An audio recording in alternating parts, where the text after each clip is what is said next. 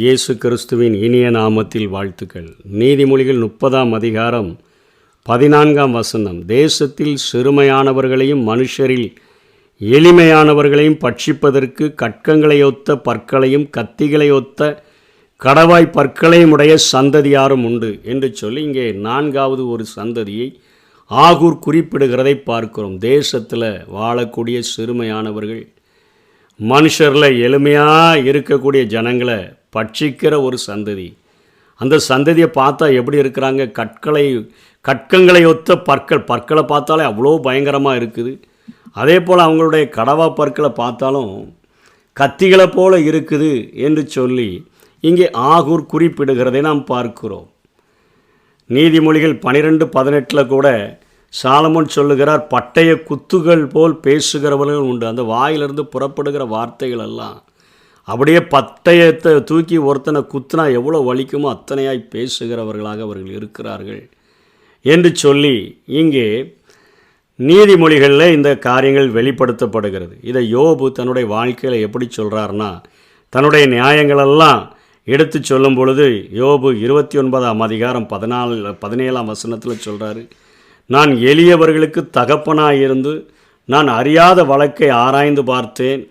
நான் அநியாயக்காரருடைய கடவாய் பற்களை உடைத்து அவர்கள் பறித்ததை அவர்கள் பற்களிலிருந்து பிடுங்கினேன் என்று சொல்லி, அதாவது அநியாயக்காரர்கள் தேசத்தில் வாழக்கூடிய சிறுமையானவர்களை, மனுஷரில் எளிமையானவர்களுடைய காரியங்களை, அதாவது கையில் ஒரு பலகாரம் வைத்தோ ஒரு சாப்பாடு வைத்தோ சாப்பிட்றவன் கையிலிருந்து பிடுங்கி இவன் கடவாய் பற்களுக்குள்ளே வைத்து கொண்டால் எப்படி இருக்குமோ அதே போல் அப்படிப்பட்ட அநியாயக்காரர்களுடைய கடவாய் பற்களை நான் உடைத்து அவர்கள் பறித்ததை அவர்கள் பற்களிலிருந்து நான் பிடுங்கி அந்த எளியவர்களுக்கும் சிறுமைப்பட்டவர்களுக்கும் நான் கொடுத்தேன்.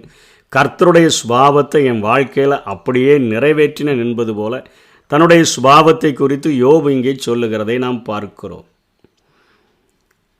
நீதிமொழிகள் 28:3 சொல்லப்படுது, ஏழைகளை ஒடுக்குகிற தரித்திரன் ஆகாரம் விளையாதபடி வெள்ளமாய் அடித்து கொண்டு போகிற மலையை போல இருக்கிறான்.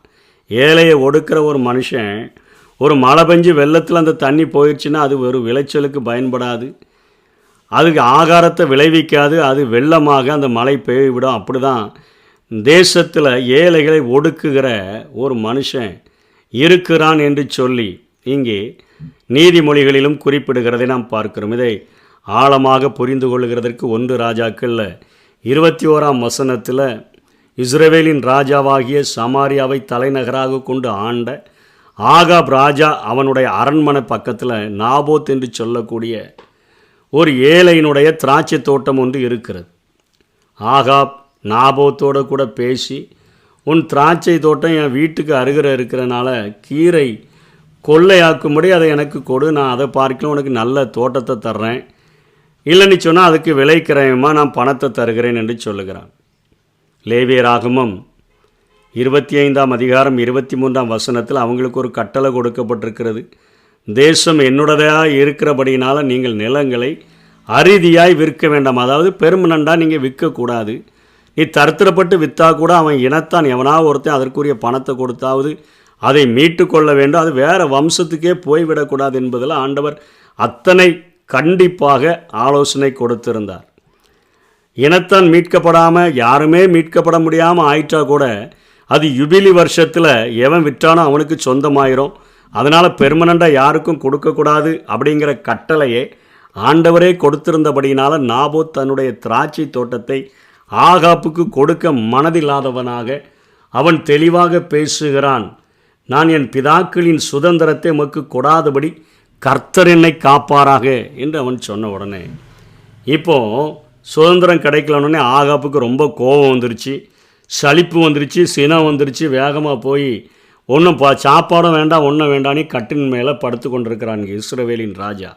உன்னுடைய மனைவியாகிய யோசேபேல் வந்து பார்க்குறா, நீர் என்ன போஜனம் பண்ணாதபடிக்கு உன்னுடைய மனம் என்ன சலிப்பாக இருக்குது, என்ன நடந்துச்சுன்னு கேட்கும்போது அவன் சொல்லுங்க, இஸ்ரேலானாகிய நாபோத்தோடு நான் பேசினேன், திராட்சை தோட்டத்தை விலைக்கிரயமாக கொடுன்னு கேட்டேன், அவன் உனக்கு தரமாட்டேன்னு சொல்லிட்டான் அப்படின்ன உடனே நீ இஸ்ரவேலின் மேலே நீ ராஜாவாக இருந்துட்டு இவ்வளோ சலிப்பாக இருக்கிறிய, நான் பார்த்துக்கிறேன்னு சொல்லி அந்த அம்மா அங்கே ஆகாப்புடைய பெயரில் ஒரு நிருபத்தை எழுதி முத்திரையை போட்டு அவன் வாழக்கூடிய அந்த பட்டணத்தில் இருக்கக்கூடிய மூப்பர்களுக்கும் பெரியவர்களுக்கும் ஒரு ஒரு ஆர்டர் ஒன்று அனுப்பி விடுகிறாள் ஏசபேல்.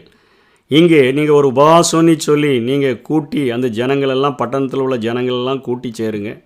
2 பேலியாளின் மக்களை ரெடி பண்ணி, இவன் தேவனுக்கும் ராஜாவுக்கும் விரோதமாக தூஷணம் சொன்னான்னு சொல்லி நாபோத்து மேலே குற்றஞ்சாட்டி அவனை பட்டணத்துக்கு வெளியே கொண்டு போய் கல்லெறிந்து அவனை கொன்று போடுங்கள் என்று சொல்லி சொன்னபோது அவர்கள் அப்படியே செய்துவிட்டு இவளுக்கு பதில் அனுப்பிட்டாங்க யோசேபேலுக்கு. அவன் இறந்து போனான் என்று சொன்னோன்னே வா சொல்ல, நீர் என்னமே எழுந்திருந்து நீர் போய் அந்த இடத்தை சுதந்திரித்துக்கொள்ளும், நாபோத்தினுடைய காரியத்தை எடுத்துக்கொள்ளும் என்று சொல்லி சொன்னபோது அவன் எழுந்திருந்து அந்த ரொம்ப சந்தோஷமாக அதை எடுத்துக்கொள்ள போகும்போது அங்கே திஸ்பியனாகிய ஏலியா அவனுக்கு எதிராக வந்து நின்று சொல்லுகிறான், நீ நாபோத்தின் திராட்சை தோட்டத்தை சொந்தமாக எடுத்துக்கொள்ள அங்கே போறிய அப்படின்னு சொல்லிட்டு அவன் பேசுகிறான்.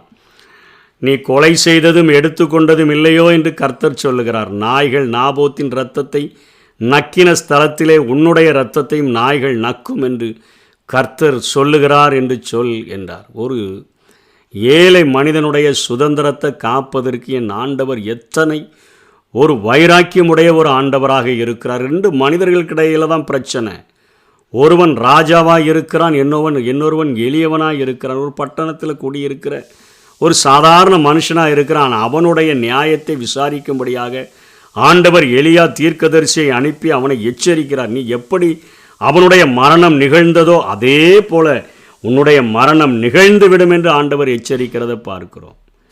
இன்றைக்கி இந்த தேசத்தில் சிறுமையானவர்களை, எளிமையானவர்களை பட்சிப்பதற்கு எத்தனையோ பேர் இருக்கிறாங்க. அவனுக்கு அடித்தா யாரும் கேட்க போகிறதில்ல, அவனுடைய காரியங்களை எடுத்துக்கொண்டா யாரும் ஒன்றும் சொல்ல போகிறதில்ல, அதை அபகரித்து கொண்டா என்ன செய்ய போகிறாங்க அப்படின்னு சொல்லி மற்றவர்களுடைய காரியங்களை எப்படியாவது ஏமாற்றி எடுத்துடணும். நம்ம ஆட்கள் சொல்லுவாங்களே, திருட்டு மாங்காய் தித்திக்கோன்னு சொன்னது மாதிரி எப்படியாவது ஏமாற்றி எளியவர்களை வஞ்சித்து, தேசத்தில் சிறுமையானவர்களை வஞ்சித்து நம்ம எடுத்துக்கொண்டோன்னு சொன்னால் நமக்கு ரொம்ப சந்தோஷமாக இருக்கும்னு நினைக்கிறாங்க.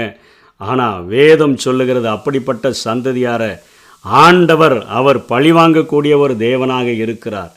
இங்கே இந்த ராஜாவினுடைய வாழ்விலிருந்தே நாம் தெளிவாக தெரிந்து கொள்ளலாம். ஒரு தேசத்தையே ஆளுகிற அத்தனை வல்லமை படைத்த ராஜா, அவனுடைய மனைவி அதை காட்டிலும் அத்தனை வலிமை பெற்றவள். எலியா தீர்க்கதரிசியே ஒரு முறை பயந்து போய் அவனுடைய தலை இருக்காது என்று சொன்னபொழுது பயந்து ஒளிந்து கொண்டவன்.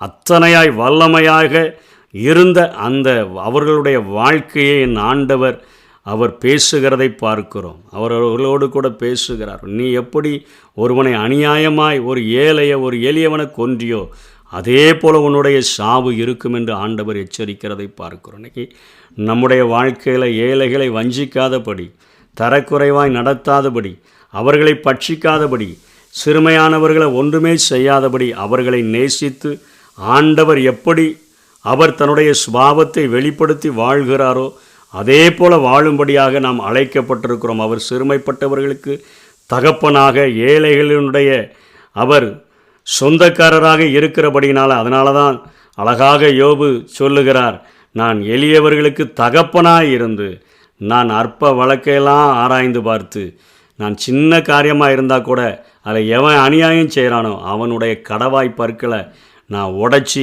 எந்த ஏழைகிட்ட வஞ்சித்தானோ அதை பிடுங்கி கொண்டு நான் கொடுத்துட்டேன்னு சொல்கிறார். இன்றைக்கி ஆண்டவர் இப்படிப்பட்ட சுபாவமுடையவராக இருக்கிறார். நம்முடைய வாழ்க்கையில் இப்படிப்பட்ட சுபாவங்கள் இல்லாதபடி, மற்றவர்களுடைய காரியங்களின் மேலே ஆசை கொண்டு அதை எப்படியாவது அபகரிச்சிடணும்னு சொல்லி நினைக்காதபடிக்கு ஒரு திருப்தியுள்ள வாழ்க்கை வாழும்படியாக நாம் ஒப்பு கொடுப்போம். 4 விதமான தீயோரினுடைய சந்ததிகளை குறித்து ஆகூர் குறிப்பிடுகிறார்.